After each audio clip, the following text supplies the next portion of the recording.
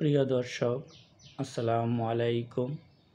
আজকে আপনাদের সামনে আয়নাঘরের ছোট্ট একটি গল্প আপনাদের মাঝে শেয়ার করব। প্রিয় দর্শক, আপনারা এই গল্পটি মনোযোগ সহকারে শুনবেন। শুরু করা যাক। আয়নাঘরের গল্প।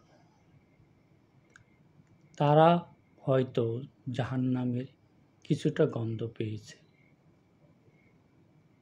ঘুমে থাকতে 3 বেলায় খুব বাজে দুর্গন্ধ, বাটিতে পচা খাবার দেওয়া হতো।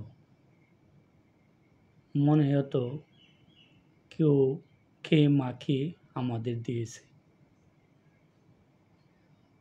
প্রথম খেতে ভালো লাগতো না, পরে বাধ্য হতাম।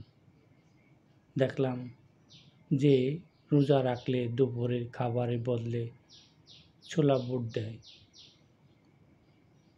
মাঝে মাঝে সাথে একটা পেঁয়াজও বা অন্য কিছু থাকে, আর সকালের খাবারের বদলে রাতে 2টা রুটি দেয়। তাই আগে বলে রাখতে হয়। তো আমি করলাম কি, লাগাতার রোজা রাখার চেষ্টা করতাম। একে তো সওয়াব হবে, তার সাথে সাথে 3 বেলা 3 রকমের খাবার, আর ওই দুর্গন্ধযুক্ত বাটি থেকে কিছুটা মুক্তি। ইফতার করতাম, আর রাতেই সেহরির জন্য দেয়া রুটি খেয়ে নিতাম।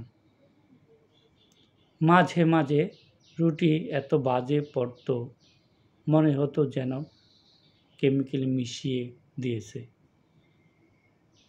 একবার এমন হয়েছে যে রুটি ভাত, সেহরির জন্য ভাত তরকারি, পচা মাছ দিলে আমি সেটা খেয়ে নিতে পারতাম, কিন্তু সেটা বাদ দিয়ে মাছের মাথার কাঁটা দিয়ে কি বীভৎস তরকারি দিত, তাও আবার রাতে 2 বার। দ্বিতীয়টা সেহরির জন্য আমি একবার আয়ামে ভিজে 3 রোজা রাখার জন্য টানা 3 দিন শুধু ইফতার করেছি, আর কিছু খাইনি। শেষ দিন বাধ্য হয়ে জীবনের প্রথমবার মতো ওই নোংরা ভাতগুলো ধুয়ে পরিষ্কার করে এরপর খেয়েছি পানি মিশিয়ে। কি যে স্বাদ লেগেছিল! তাদের ক্যান্টনমেন্টের যে মাছ বিক্রি হতো না, সেগুলো ভেজে আমাদেরকে দিত।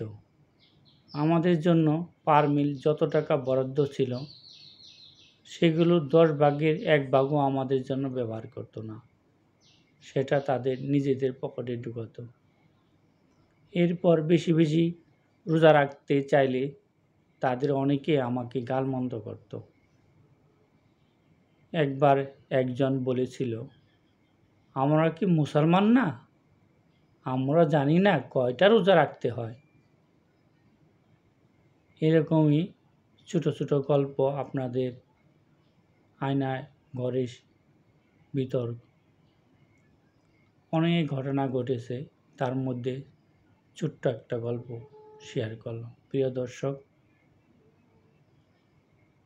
আর যেন আয়নাঘরে কেউ না যায়, এরকম আয়নাঘর অবশ্যই আমরা বিলুপ্ত চাই।